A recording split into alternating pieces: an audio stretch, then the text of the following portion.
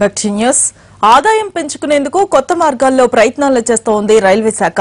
Metro సిటీల్లో ప్రయాణానికి సంబంధించి అమల్లో ఉన్న కొత్త విధానాన్ని అమల్లోకి తెచ్చింది. దీంతో దురంతో, శతాబ్ది, రాజధాని ఎక్స్ప్రెస్లలో రిజర్వ్డ్ కేటగిరీలో ఛార్జీల మోత మోగనుంది. ఇదేంటయ్యా అంటే మరి ఆదాయం పెరిగే మార్గం ఎలా అంటున్నారు రైల్వే మంత్రి. బడ్జెట్ ప్రవేశపెట్టేటప్పుడు రైల్వే ఛార్జీలు పెంచడం లేదని ఘనంగా ప్రకటించిన రైల్వే మంత్రి ఆ తర్వాత చాటుమాటుగా దొంగ దెబ్బలు తీస్తున్నారు.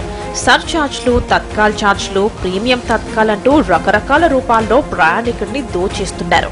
ఉన్న రైళ్లు, సీట్ల మీదనే కనిపించని బాధుడు బాధేస్తున్నారు.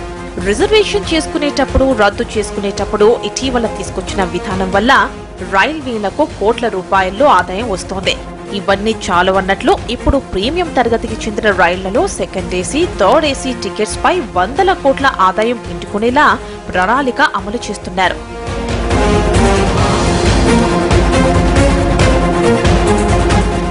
విమానంలో 3 నెలల ముందు బుక్ చేసిన టికెట్ కు, ప్రయాణించే రోజు బుక్ చేసే టికెట్ కు ధరల్లో చాలా తేడా ఉంటుంది. 3 నెలల క్రితం బుక్ చేసిన టికెట్ 2000 ఉంటే ప్రయాణించే రోజు తీసుకునే టికెట్ ధర 10,000కు పైగా ఉంటుంది. ప్రస్తుతం వివిధ నగరాల్లో క్యాబ్ సర్వీస్ ప్రొవైడర్స్ కూడా ఇదే తరహా ఛార్జీలు వసూలు చేస్తున్నారు. Flex fare, peak time pricing పేర్లు వేరు కావచ్చు, కానీ వీటన్నిటి ఉద్దేశం ప్రయాణికుడిని బాధేయడమే. రైల్వేల్లోనూ ఇలాంటి విధానమే తీసుకొచ్చారు సురేష్ ప్రభు. దూర ప్రయాణాలకు ఉద్దేశించిన రాజధాని ఎక్స్ప్రెస్, దురంతో, శతాబ్ది రైళ్లలో చివరి నిమిషంలో బెర్త్ కావాలంటే వేలకు వేలు దారపోయవలసిందే.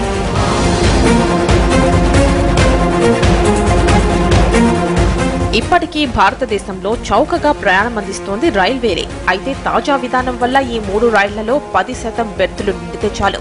ఆ తర్వాత ప్రతి 10% బెర్తులకు ఛార్జీ 10% పెరుగుతుంది. ముందుగా టికెట్ బుక్ చేసుకున్న వారికి ఎలాంటి ఇబ్బంది ఉండదు. అయితే ప్రయాణానికి 15 గంటల ముందు నుంచి టికెట్ ధర పెరుగుతూ ఉంటుంది.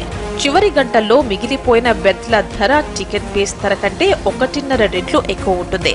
అంటే ముంబై నుంచి ఢిల్లీ వెళ్లడానికి దురంతో రైల్లో సెకండ్ ఏసీ టికెట్ 2000 ఉంటే తాజాగా సవరించిన విధానం ప్రకారం చివరి నిమిషంలో దాని ధర 4,500 ఉంటుంది. దీనివల్ల సామాన్యుడి మీద ఎలాంటి భారం ఉండదని అంటోంది కేంద్ర ప్రభుత్వం. రిజర్వేషన్ లేని బోగీల్లో సీట్ల ధరలు పెంచలేదని సమర్థించుకుంటోంది. ప్రీమియం రైళ్లలోని second AC, third AC, chair car, sleeper బెర్త్లకు ఈ విధానం వర్తిస్తోంది.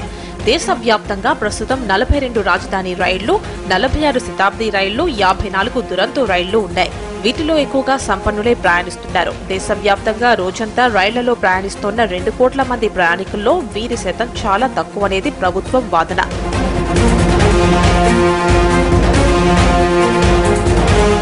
రైల్వే మంత్రి ఎన్ని చెబుతున్నా దీనివల్ల రైల్వేలకు నష్టమనేది కంటికి కనిపిస్తోన్న వాస్తవం. ప్రీమియం రైళ్లలో కొత్తగా ప్రవేశపెట్టిన విధానం వల్ల వాటిలో ఛార్జీలు విమాన ఛార్జీల కంటే రెట్టింపయ్యాయి. చివరి నిమిషంలో దూరం వెళ్లాలనుకునే ప్రయాణికులు విమానాలను ఆశ్రయించే అవకాశం ఎక్కువ ఉంది. ప్రయాణికులకు సేవలందించే ఉద్దేశంతో నడుస్తున్న ప్రభుత్వ రంగ సంస్థలు ఇంత దారుణంగా వ్యాపార ధోరణితో ఆలోచించడంపై సామాన్యులు, ప్రతిపక్షాలు మండిపడుతున్నాయి. సురేష్ ప్రభు హయాంలో ఇండియన్ రైల్వే కార్పొరేట్ సంస్థగా మారుతోందనే విమర్శల్లో అంతో ఇంతో వాస్తవం ఉందంటున్నారు నిపుణులు.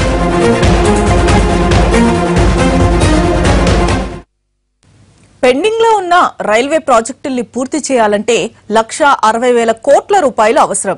ఇన్ని నిధులు రైల్వేల వద్ద లేవు.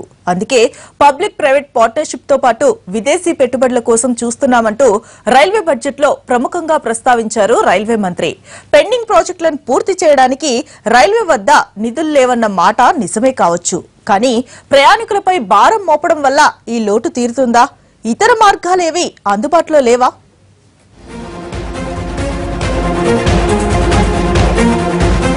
రైల్వేల ప్రధాన ఉద్దేశం ప్రయాణికులకు చౌకగా సేవలు అందించడమే. రైల్వేలు ఆదాయం సంపాదించుకోవడానికి సరకు రవాణా, ఇతరత్ర మార్గాలు ఉన్నాయి. అయితే ప్రయాణికులకు అందిస్తోన్న సేవల కారణంగా రైల్వేలు భారీ నష్టాల్ని మోయాల్సి వస్తోందని అంటున్నారు ఆ శాఖ సహాయ మంత్రి మనోజ్ సిన్హా. 2015 ఆర్థిక సంవత్సరం ముగిసే నాటికి ప్రయాణికుల విభాగంలో నష్టాలు 34,000 కోట్ల రూపాయలకు చేరుకున్నట్లు ప్రకటించారు. అన్ రిజర్వ్డ్ కేటగిరీలో కిలోమీటర్ దూరానికి రైల్వేలు వసూలు చేస్తున్న ఛార్జ్ 36 పైసలు మాత్రమే. దేశంలో ఏ విభాగంలోనూ ఇంత తక్కువ ఛార్జీలు లేవనేది వాస్తవం. నష్టాన్ని తగ్గించేందుకే అందుబాటులో ఉన్న మార్గాల్లో ఆదాయాన్ని పెంచుకునే ప్రయత్నం చేస్తున్నామంటోంది రైల్వే శాఖ. గతేడాది ప్రయాణికుల ఛార్జీల నుంచి 45,000 కోట్ల రూపాయల రెవెన్యూ వచ్చిందని ఈ ఏడాది దాన్ని 51,000 కోట్ల రూపాయలకు పెంచాలని నిర్ణయించింది. తాజాగా పెంచిన ఛార్జీలతో రైల్వేలకు వచ్చే రెవెన్యూ 500 కోట్ల రూపాయలు మాత్రమే. రైల్వే లక్ష్యాల్లో ఇది చాలా తక్కువ. యూపీఏ హయాంలో ఛార్జీలు పెంచలేదని, రైల్వేని ఓట్లు రాబట్టుకునే సాధనంగా మార్చుకోవడం వల్లనే ఇలాంటి పరిస్థితి ఏర్పడుతుందంటున్నారు రైల్వే మంత్రి. ఇప్పుడు సాహసోపేత నిర్ణయాలు తీసుకోకపోతే రైల్వే కూడా అనేక ప్రభుత్వ రంగ సంస్థల్లాగా మూలన పడుతుంది అనేది ఆయన ఆందోళన. ఆదాయం కోసం సరకు రవాణా ఛార్జీలు పెంచితే ఇప్పుడున్న రెవెన్యూ భారీగా తగ్గుతుందని అంటున్నారాయన. సరకు రవాణా ఛార్జీలు పెంచకుండా ప్రయాణికులకు ఇస్తున్న రాయితీల్ని తగ్గిస్తూ నష్టాల్ని తగ్గించుకోవాలి అనేది సురేష్ ప్రభు ఆలోచన. సరకు రవాణా ఛార్జీలు పెంచినా దాని అంతిమ భారం పడేది సామాన్యుడి మీదే అన్న ప్రభు విశ్లేషణలో వాస్తవాన్ని కాదనలేం.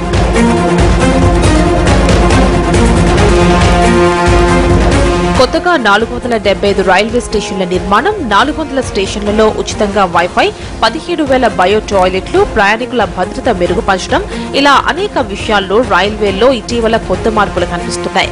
గతంతో పోలిస్తే ఈ 2.5 ఏళ్లలో రైల్వేల పనితీరు మెరుగుపడింది. అయితే సురేష్ ప్రభు తాజా నిర్ణయంతో ప్రీమియం రైళ్లలో ప్రయాణించే వాళ్లు చౌక ధరల్లో సేవలందిస్తున్న విమానాల వైపు వెళ్లే ప్రమాదం ఉంది. అదే జరిగితే ఆశించిన ప్రయోజనం నెరవేరకపోగా ప్రీమియం రైళ్ల నిర్వహణ భారంగా పరిణమించే అవకాశం ఉంది. రైల్ ఛార్జీల్లో హేతుబద్ధత తీసుకురావాల్సిన అవసరం ఉంది. డబ్బులు వచ్చే దగ్గర అదనపు భారం వేయడం ఒక్కటే మార్గంగా భావించడం రైల్వే మంత్రులకు అలవాటుగా మారింది. ఆదాయం పెరగాలంటే రైల్వేలు కొత్త మార్గాల్ని అన్వేషించాల్సిన అవసరం ఉంది. భారత్ కు ఇతర దేశాలతో సరిహద్దు ఉంది. ఈ దేశాలకు ట్రాక్లను విస్తరించడం, డెడికేటెడ్ ఫ్రైట్ కారిడార్లను ఏర్పాటు చేయడం వల్ల రైల్వేల ఆదాయం పెరుగుతుందని, మధ్యతరగతి ప్రజలపై భారం వేసే అవకాశం తప్పుతుందని సూచిస్తున్నారు. అయితే దీనికి కోట్లలో పెట్టుబడులు అవసరం అవుతాయి. చివరి నిమిషంలో ఛార్జీలు పెంచే విధానానికి స్వస్తి పలకాలని ఎయిర్ ఇండియా నిర్ణయించిన కొద్ది రోజులకే రైల్వే శాఖ పీక్ ప్రైసింగ్ విధానం అమల్లోకి తేవడం చూసి రైల్వే ఉద్యోగులకే ఆశ్చర్యం కలిగించింది. స్పైస్ జెట్, ఇండిగో వంటి విమానయాన సంస్థలు మెట్రో నగరాల మధ్య ప్రయాణానికి తక్కువ ఛార్జీలు వసూలు చేస్తున్నాయి. రైల్వే శాఖ తాజా నిర్ణయం వల్ల విమానయాన రంగానికి మేలు జరగడం ఖాయంగా కనిపిస్తోంది. ప్రస్తుతానికి ప్రయోగాత్మకంగా ప్రారంభించిన విధానం సక్సెస్ అయితే మరికొన్ని విభాగాలకు సర్జ్ ప్రైసింగ్ ను విస్తరించాలని రైల్వే శాఖ ఆలోచిస్తోంది.